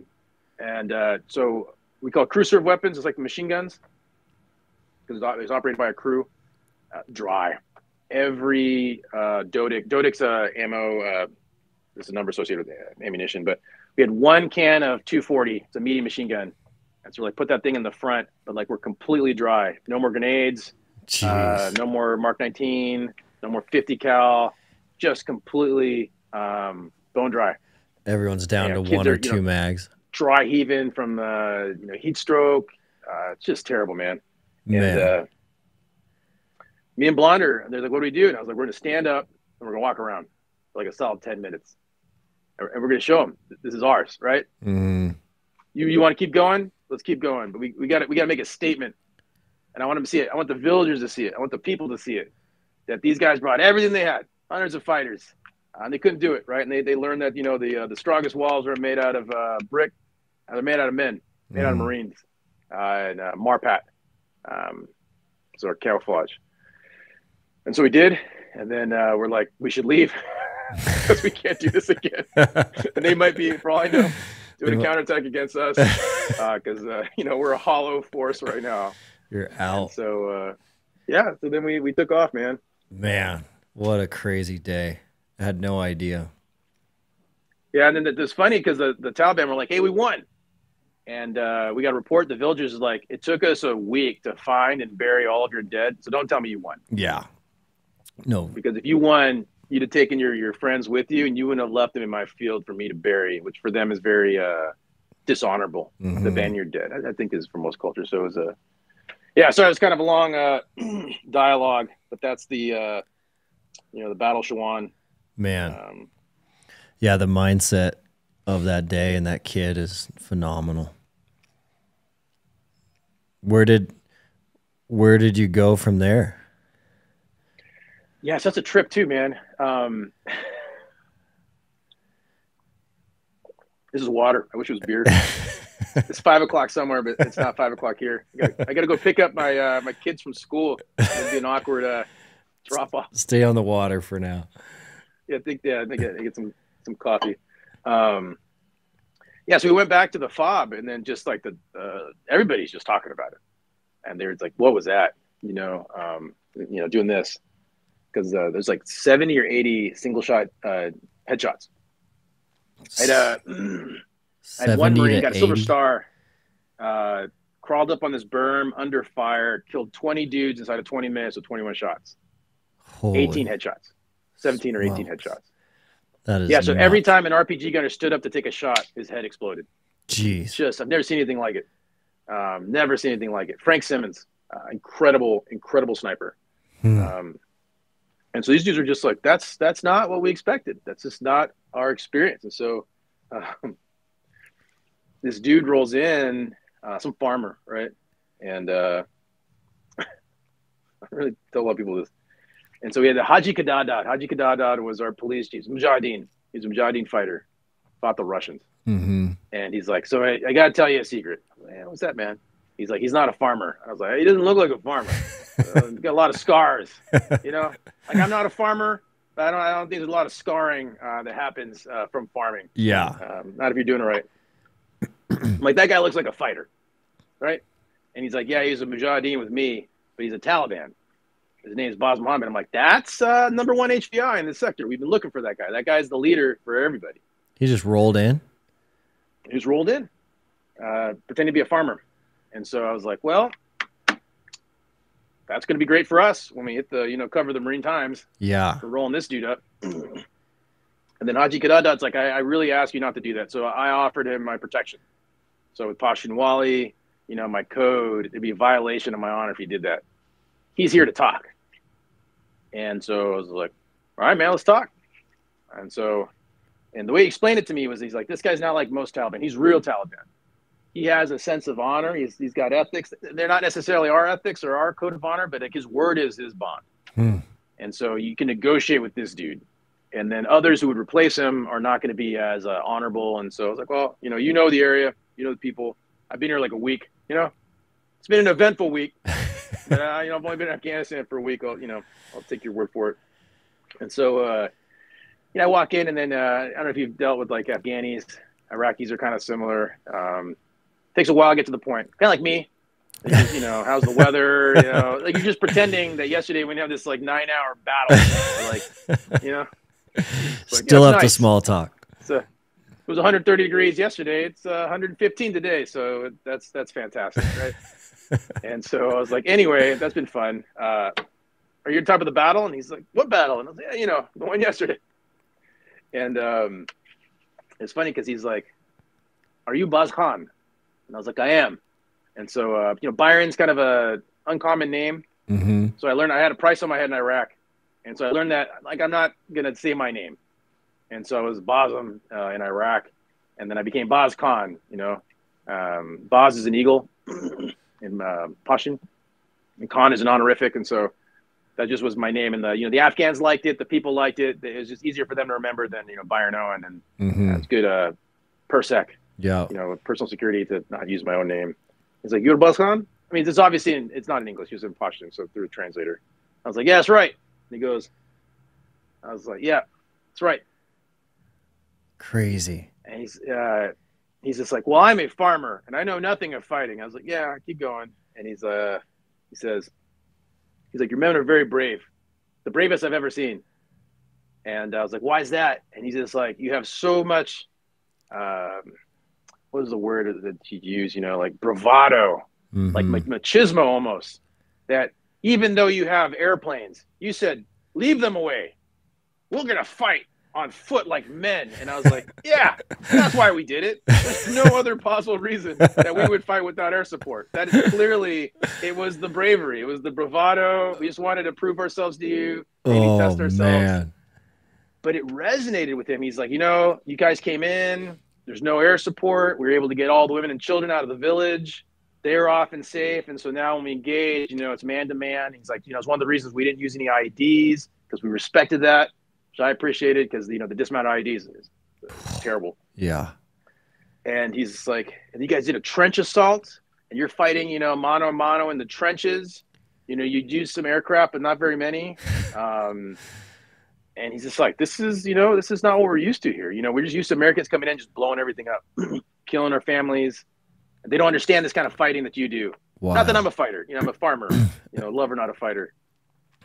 Wow. And so I was like, yeah, man. So what do you want? And he's just like, so why are you here? I'm like, that's a great question that I don't have time to fully get into. But I don't know if you realize this, but every time we try to go through your town to get to the district center or to the provincial center, like 500 assholes show up and try to kill us. That's a problem. I mean, we weren't looking for a fight. We're just looking to get to the freaking town over there, to Farah. Mm-hmm. And he's like, huh. Yeah, I could see that problem. I'm like, yeah. We did this like 3 times, 3 Navy crosses, huge battles that are going to be on the, you know, the next version of the Pacific or Band of Brothers. And he's like, so what do you want? And I was like, to drive our vehicles through this town without getting into a 9-hour, you know, blowout fight. All that destruction. He's just like, we just want to promote stability, security, you know, and then provide the foundations of some sort of local economy, you know, prosperity. Like they're not bad things. And so he's like, so you're not here to steal our women. And I was like, no, who's been talking to you? Right? Like, no. Steal your women. Stealing the women, not on the table, right? Like that's not on the option tree, you know? And he's like, oh, are you here to burn my poppy? And I was like, also not the DEA. Yeah. Right? That does run counter to some American objectives, but that's not my job. I just stick to my job jar. That's outside of it. So he's like, huh. Well, that's not bad. And I was like, yeah. And he's like, can you dig me a well? I was like, yeah, I could dig a well. He's like, because, you know, the guy down the street, he's got a well. He lords it over me every day. And like, oh, did you have to go to the market to get water? I went to my well. And it's like, it really burns my ass. You know, because I want my own well. Like that's you know, you haven't made it until you have your own well. And I told him, I was like, then we need some security. I was like, I got to be able to walk through there. You think I'm going to bring USAID and, you know, the Peace Corps in here to dig a well when there's these 9-hour fights? Also, the Peace Corps might look like me. Yeah. You know, sans uniform, because there's no way they're coming in here. But, you know, I was like, if you give me a month of peace, it's like, I'll get you a well. And so I put out I had a paper that we wrote, BOSCON's rules, you know, it's like no murder, no rape, you know, just basic stuff. I was like, you know, these things have to be instituted in the town. For a month. No theft. And he's like, what about tax on the ring road? And I was like, okay, fine. Going rate, like the Taliban would come out there, stop your vehicle, and charge you like a toll. I was like, 10%. He's like, buddy, 20%. I was like, no. 12%, nobody dies, right? It's like, that's it. You can't, you know, take your chickens and pigs. You gotta, you know, can't be too much. That is insane. And so he said, it's wild. And he's like, well, there's a problem. I was like, what's the problem? He's like, I got to be armed. We got to hire fighters. And I was like, yeah, that's problematic. But I have a solution for you. I was like, if you utilize, is it a red sash? Some sort of red sash, and you tie, you know, bandana, something, you wear red, I'll know you're my friend. Red for America. Red, white, and blue. And he's like, but if I do that, then the Taliban know I'm your friend. I'm like, hey man, you got to pick a side, right? You gotta figure something out. So he walks out. He's like, I got a lot to think about with my other farmer friends. And then Blonder's like, sir, we just let number one HVI in this freaking district out the door. Just like, walk out. I thought you went to college to like learn stuff, not do dumb stuff like this, right? And I was like, yeah, this is probably a mistake, but you know, let's let it play out. And so we go, let's go back to the town. And so we roll in, and there's just hundreds of Taliban. You know, in the back of like Ford Rangers or Toyota Hiluxes or whatever. Yeah. And I was like, oh man, this is gonna be bad. So it's like, hey, cigar-shaped defense, face outboard, you know, start picking out targets. And so, you know, what I say by that is like, you know, I'm gonna shoot over this guy, you know, whatever. Yeah. Start get ready for a fight, but hold your fire. Because I was like, if they don't have hostile act, hostile intent, just existing is not enough to kill them. You gotta have some other conditions set. But it's tough, right? These guys got RPGs, you know, they got the like Pancho Villa style, you know, ammo draped across them. And then it's just kind of a standstill. And so I'm staring at them. They're staring at us. Back in town. Yeah, back and forth, man. So it's a kind of standoff. You can't say what it is because it's probably racist now. But, you know, Southwestern standoff. Let's say that. And this fat dude, big guy, probably can't say that anymore either. I'm going to get myself canceled. He comes out of the vehicle, and then I notice all these dudes look like Axl Rose, man. Red bandanas everywhere. No way. And he comes, he's like this. And so I end up hugging this fat, sweaty dude, and I'm just like, what is going on right now? And he's just like, I'm Farid. I'm like, yeah, it's nice to meet you, Farid. And he's like, you know, I'm Baz Mohammed's son. And he says that we're going to work with you. And so I shouldn't tell you this because it's embarrassing. And so he's like this. And so I hold this fat, sweaty dude's hand, and then we go strolling through Shewan. We're just walking, you know, and it's like kids are out playing, you know, and I was like, what is going on? Trippy. And yeah. And he's like, what is this you call it? I'm like, it's called a patrol. And he's like, how long do you patrol? And he's, you know, he's kind of a corpulent guy. I was like, I don't know, 20 minutes an hour. He's like, that's a long patrol. It's like, can we cut it down? And I was like, yeah, it's fine. And so then they leave, and I was like, now they're going to fight us. And then no. And so then there'd be these reports where like, hey, we're going to attack the Americans. And this guy, we could hear some of the stuff they're doing. Chatter. And I'm like, no, they're our friends. He's like, I know you're my cousin, but if you fight him, I got to kill you. That's just how it is, man. Like, holy. I'm going to see you at the picnic on Sunday. Like, yeah, I'll see you. So, you know, hope you survive. Crazy world. Crazy world. It was a trip. It's just like this guy was right. They had an honor code. They stuck by it, you know? And so there was nothing. Like no shots fired in anger for about, we left. We went to a different district, you know, Nowzad is another problem area. Mm-hmm.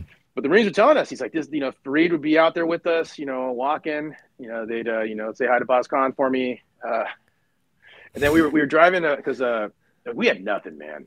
Like we were living like savages. No hardened structures, like cots and cami netting. And it's 130 degrees, you know, by 8 o'clock. Like, that's not great, you know? Yeah. And so we had no laundry facilities. Like you know, got a hole that you use, you know, for your, let's say for your hygiene, mm-hmm. you know, bottle of water. But they had a Marine Special Operations company in Farah. They had a chow hall, you know, we're eating MREs. They had showers, you know, they're living high on the hog. And so any excuse we had, like, oh, let's escort the convoy over there. That sounds great, right? Then we'd like descend unwashed savages, and they'd be like, oh man, just go use the laundry. And they're just like, can we get some got steaks in here? You know, it's crazy. Like, descend. Yeah. And so we're on the way back, and we see this dude. He's in the road, right? But his head is not. So body, no head. And so we're like, well, I guess that's how you declare that the truce is over in Afghanistan. Jeez, that's how you figured it out. You know, email would have been fine. God, you know, a headless messenger, Ichabod Crane over there. Did you ever have to build a well? Yeah, we built the well, man. You got to get in the well. You got to deliver on the well. We paid for someone to do it. We contracted it out. I mean, I'm not digging the well. Yeah, that guy. But yeah. So then Farid's at the base, right? And I'm like, Farid, again, 20-minute conversation. How's the weather? How's the wife and kids? You know, we're doing this. You know, just like, Creed. He's like, yeah, boss. And I was like, headless body. He's like, oh, yeah. There's a headless body on the road. And he said a foreign fighter came from Syria to fight you, and he was going to set off an IED on your patrol, and we'd already declared you're off limits. And so to set a message, we cut his head off and left his body in the road. And I was like, that is not what I thought was going to happen. Jeez. And he's got a bag, and I was like, I'm good on what's in the bag. He's like, do you want to see it? And I'm like, no, man, I'm totally fine on the. I'm like, wow. And he's like, yeah, no. He's like, when we give our word that, you know, you're our allies, like, that's meaningful, right? Like, you're under our protection. Wow. Like, we're under yours, and now we're partners. It just tripped me out. Yeah, and that stuff's wild.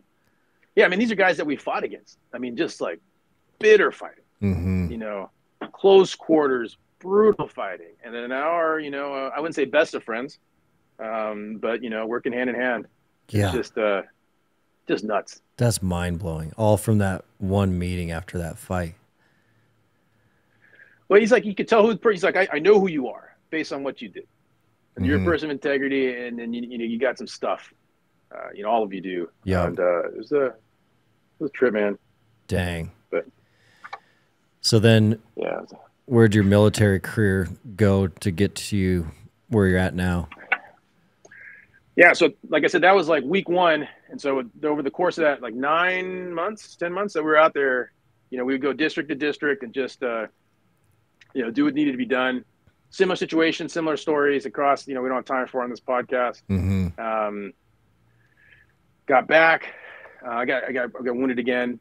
And then, you know, my wife's like, Byron, you know, you're like 3 for 3, you know, 3 deployments, 3 Purple Hearts. Like, you're not good at infantry. You got to do something else, right?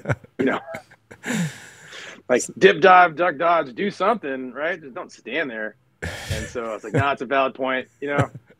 And so I left the infantry, went to intelligence, military intelligence.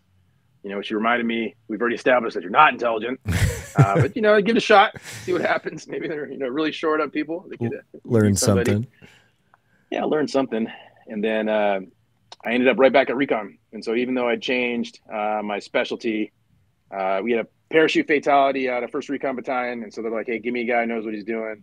You know, the major. And so I was the OPSO at 1st Recon Battalion.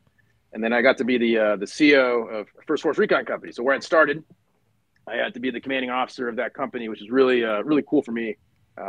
Really awesome. That's amazing. Just like I couldn't be more honored to be the commander there. Yeah. And I went to the Naval War College after I got done there.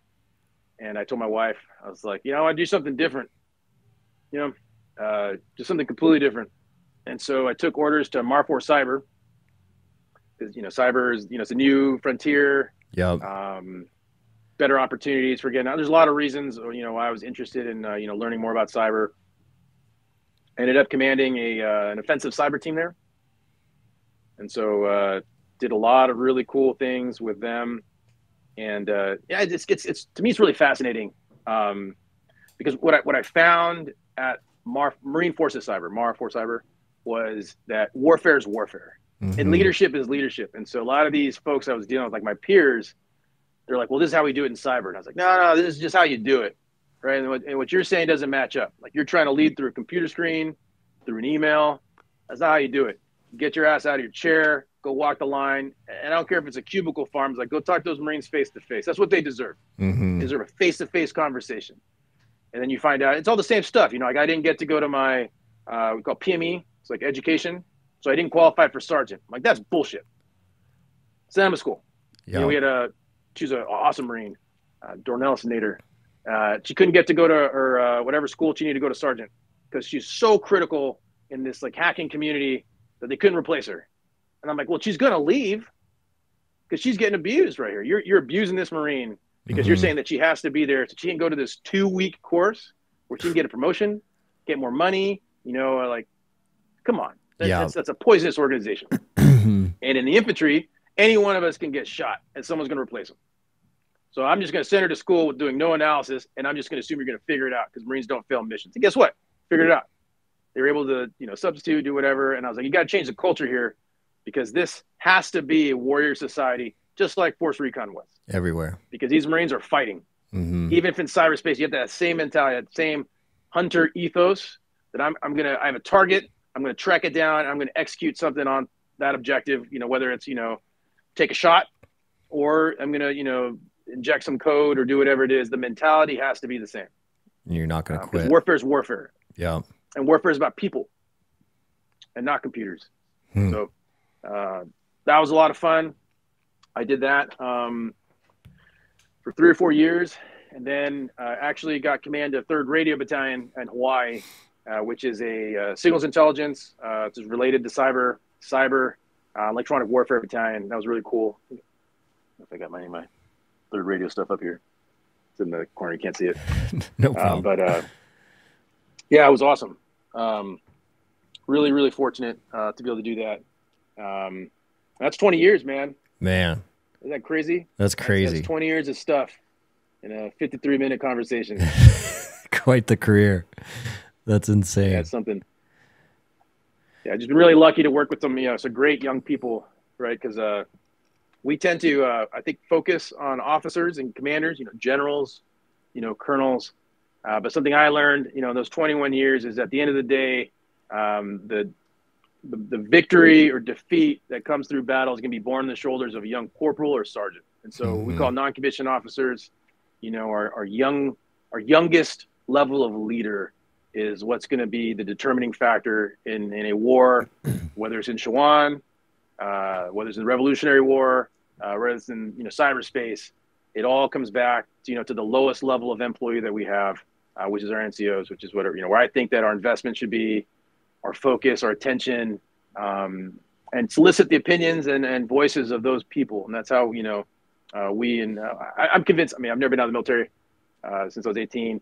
That benefits any organization. Yep. Is heavy investment in your lowest rung of your ladder, and you're going to get incredible dividends back, and then be successful. How are those folks doing these days, like mindset wise, in late 2023? Like, how are the younger guys in the military doing? It's a different time, man. God, now all the you're gonna get the boomer jokes in the comments. I'm losing AirPods here. Do you still have me? I got you. Yep. It's different, right? I think that this generation, they're not doing as many sports. I hate to typecast the generation. The experiences are different. There's more virtual stuff out there that I didn't have when I was a kid. I was out as a kid. It was go outside, drink from the hose, be back at night or not, whatever. Figure it out. And you see that in boot camp. More lower leg injuries just because there's less activity. So your bones aren't as strong. More prone to athletic injuries. Yeah. But the Marine or service member of any kind, I think once they get through those hurdles, they get through the boot camp, they get through the School of Infantry, it's the same kind of Marine. It's just that we have a smaller pool of individuals who have those qualities that we're looking for in order to do what we need them to do. Because it's a very physical job, particularly the Marine Corps. You got to carry a lot of weight on your back. Your grit can overcome a lot of physical limitations, but it can't overcome all of them. You need a certain level of baseline of physical fitness and toughness. Yep. You still got to move the weight. The weight's the weight, 80-pound ruck's an 80-pound ruck. You can't just heart that over your head. You got to have some strength. Yeah. You have to have a baseline. Yeah. How are you, how are you but, passing down everything you've been through, everything you've learned, mindset stuff, grit stuff? How have you found good ways to pass it down to your kids? Yeah, with my kids, certainly. You try to do it, in the military as you can. I started a website, Key Train Cyber, and trying to pass lessons. I got a crew of people from various walks of life in the military and some civilian. So I think we're at a inflection point in the military now, where we're preparing for a conflict, with a peer or near peer adversary that we're not necessarily going to participate in, because we're going to age out. So my generation is possibly going to age out of the military, and we're going to have a young generation who's going to have to learn these lessons the hard way.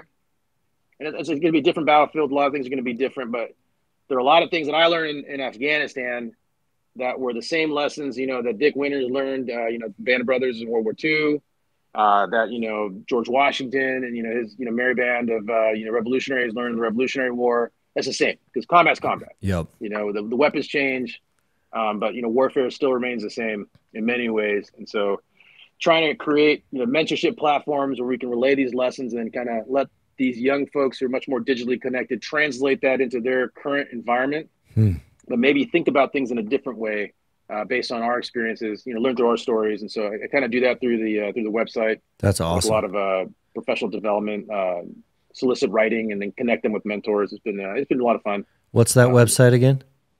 Yeah, Key Terrain Cyber. Key Terrain. www.keyterraincyber.com. And so it's free. That's amazing. It's not a business because it makes no money. Yeah. And my wife reminds me of that all the time. But it's, cause at some point, man, I'm going to get out, right? And so I have more time behind me than ahead of me. And so right now, my job provides me with a sense of purpose, like an altruism that is very central to me, and then also provides for my family.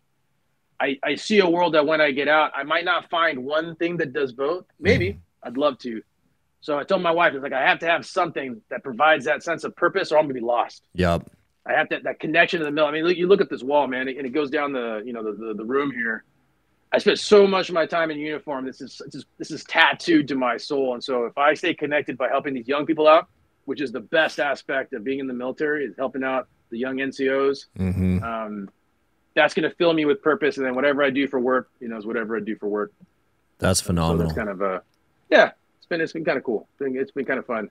Yeah, that's phenomenal. These kids have the same questions, and the same fears that we did when we were young. And it's nice to talk to somebody with no repercussions, right? Like, hey, man, I'm really thinking about doing this or that. What do you think? I was like, you know what? I had a young kid. He's like, thinking about going into the intel community. I was like, I know a person who's at that agency who can give you the best advice on what to do and what's the pathway to get you where you need to be. They hooked him, and the guy's got a job there now.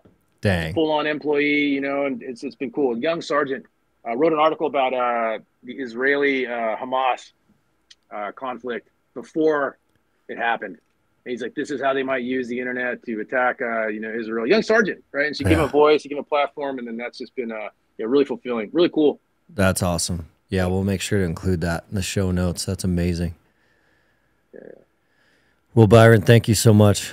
That's an amazing full life you've lived so far, and I know you got more to do. It's amazing what you've done and been through, and the mindset and grit that took to get you to this point now is humbling. It's awesome. Yeah, hopefully that's what you're looking for. I think we covered a lot of the stuff that I think is central to Mountain Tough.